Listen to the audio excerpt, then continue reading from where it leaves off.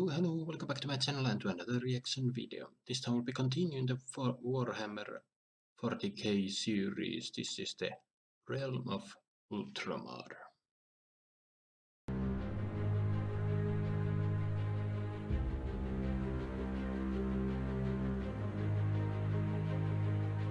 The Imperium of Man is a dominion of colossal size, spanning the galaxy and uniting 1,000,000 worlds and 1,000,000,000,000 souls. To rule over such an empire directly is impossible, even for the labyrinthine organizations that serve the imperial bureaucracy. Instead, the Imperium entrusts planetary governors, warlords, Castellians, and even rogue traders to rule over worlds and territories in the Emperor's name. That's an These interesting fiefdoms range look. from simple outposts on the fringes of human territory to entire subsectors, almost rivaling the power of Holy Terra itself. Yet even since the days of the Great Crusade, perhaps no single realm has done more to contribute to the power of the Imperium or win more glory in the name of the Emperor than that of Ultramar. Located on the southern reaches of the Eastern Fringe, the realm of Ultramar has historically consisted of roughly 500 worlds. This number fluctuated across the eras before being reduced to just under a dozen in the aftermath of the Horus Heresy. Despite this, the region has always been one of the wealthiest and most powerful in the Imperium, and its worlds maintain a level of economic and technological sophistication almost unheard of within the greater galaxy. Even on its most industrialized planets, Imperial manufacturing centers operate without the toxic wastelands endemic elsewhere in the Imperium. Rarer still, the Imperial populace has managed to exist in balance with nature, allowing for widespread farming and oceans that still teem with fish. At its center lies the capital world of Macragge, considered bleak and rocky by many, yet home to formidable and majestic mountain ranges, broken only by the more hospitable lowlands where much of the population resides. Citizens of Ultramar live within a highly martial society, in which service to the Imperium is regarded as the highest calling. This is in large part due to their subservience to the Ultramarines Adeptus Astartes chapter, which draws recruits from Macragge and the surrounding subsector. It is a point of pride, especially amongst the older aristocratic families, to have provided a recruit, and communities proudly display statues and idols of the Space Marines who were born there. While this method of recruitment is commonplace across the various Space Marine chapters, few recruit from such a wide variety of worlds, and fewer still are as directly involved in the administration and governance of their territories as the Ultramarines. The realm of Ultramar is governed by a largely feudal system very much akin to that of the rest of the Imperium. All within its borders are subjects of the Emperor, but it is the chapter master of the Ultramarines who holds absolute authority and bestowed the additional title of Lord Macragge. Across the millennia, regents of Ultramar have also been appointed, as well as tetrarchs who served as regional governors and ruled over dozens of star systems. The corruption and ineffectual rule that continues to plague the Imperium has seemingly never taken root in Ultramar, and great effort is made to safeguard the prosperity of its citizenry, so long as military requirements are met. The subsector is even exempt from paying the Imperial tithe. Instead, it contributes directly to the Ultramarines chapter. The Ultramarines are the most prestigious and well-known military force to operate out of Ultramar, but each world also maintains its own planetary defense force, and the realm as a whole maintains several other branches of service. The Ultramar Auxilia consists of several hundred regiments, often conscripted into the Imperial Guard when required. In space, Ultramar operates a sizable defense fleet, with 6 enormous fortresses presiding over strategic positions and valuable shipping lanes.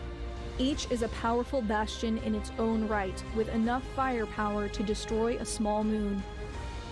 Several paramilitary organizations also exist, including the intelligence service Vigil Operati and the law enforcement agency known as the Praesental Guard. The level of autonomy afforded to the realm of Ultramar has, at times, brought it into conflict with the greater Imperium, with many viewing the subsector with envious eyes. The existence of such a powerful empire within the Imperium has even been called heretical, yet for many, the realm of Ultramar is the last remnant of the true Imperium before it fell into corruption and decay. The history of the realm of Ultramar is closely linked to that of Rebude Gilliman, who reclaimed the region from the horrors of the Age of Strife and turned the subsector into the jewel of the Imperium's border territories. I don't know why, but that guy looks kind of funny. One of 20 genetically engineered superhumans known as the Primarchs, Rebude and his brothers were created by the Emperor of Mankind and intended to lead his armies in a great crusade to reunite the scattered human race.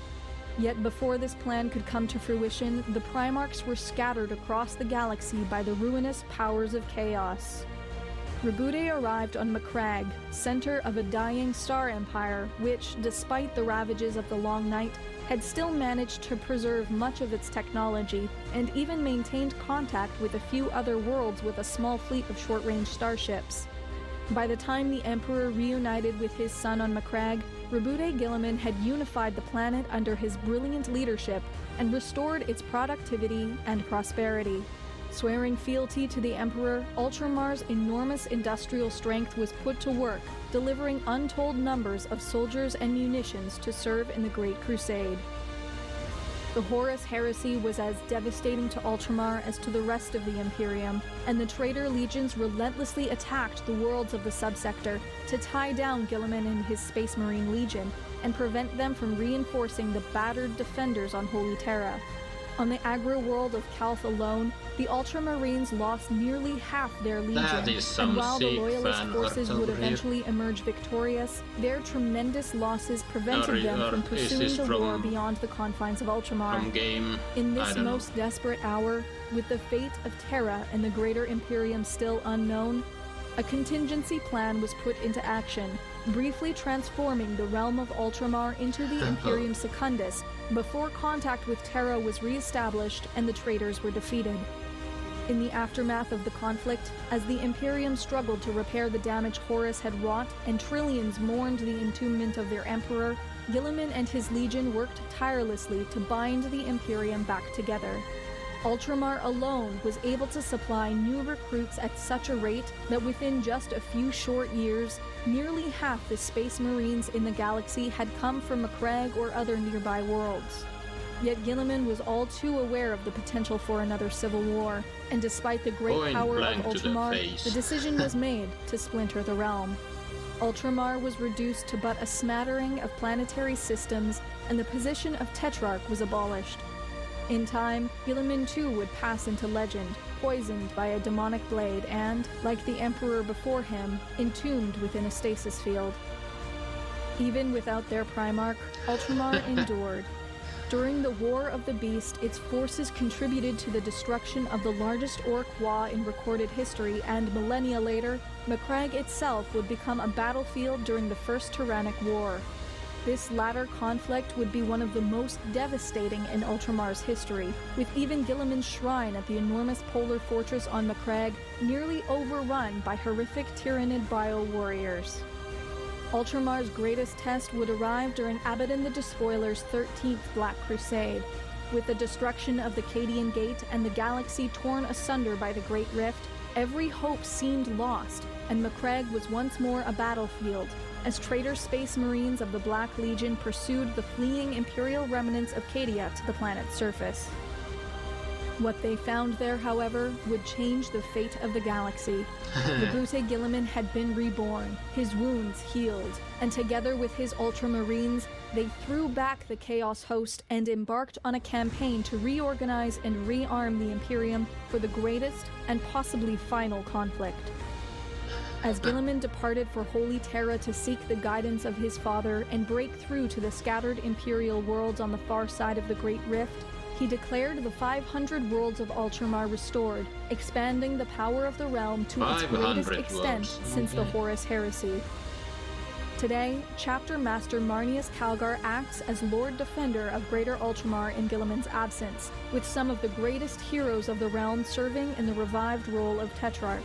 They are engaged in an immense undertaking to restore the power of their newly expanded dominion, raise great new armies and fleets, marshal their forces to aid in Rebude Gilliman's struggle against the forces of chaos, and bring the holy light of the Emperor to a galaxy fallen into darkness. I think that's it. Yep. So yeah, after seeing the video for Cadia, which was a bit okay, that video was a bit more epic than this one, but I don't know, I absolutely loved this one. So after the fall of Cadia, the realm of Ultramar was next, and okay, so the Magrak was the center of Ultramar, then there are 500-ish other worlds more or less active. After the heck, what's this guy's name? This guy with the flaming sword. He after the fall of Cadia, the Chaos Lords sent their legions here, but he was revived and he led the warriors of Ultramar to victory and became. They fixed the Imperium's. Well, they started fixing the Imperium's military and supplies and whatnot, and restored all the worlds in Ultramar. That's pretty epic tale. And yeah, so so was the beginning. So again, this guy whose name I can't. I'm bad with names, but anyway, this after the Primarch mark had been lost to across the space way back when, he united the people in the Ultramar section, and when the Emperor finally showed up, he had a powerful system, powerful realm to support his rule over the Imperium. So yeah, the homeworld of Magrak. Once again, I was expecting it to be, heavily industrialized and, polluted and all that. But okay, so that world is an exception when it comes to the heavily advanced worlds of Imperium, and it's the ideal of the old original Imperium before all the corruption and whatnot. So that's an interesting fact.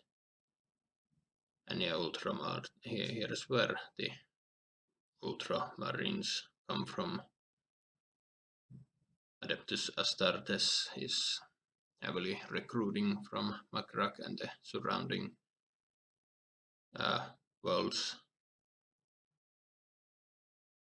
There's always so much information. I feel like I miss half of them. Okay, once again, there was a lot of recap. I watched a bunch of these videos, so usually if I come, they introduce info that I already know, I kind of zone out and just focus on admiring the artwork and whatnot, which is always really awesome. But yeah, anyway, hope you enjoyed my reaction. Drop a comment, drop a like, subscribe if you want, and I will see you in another video. Bye.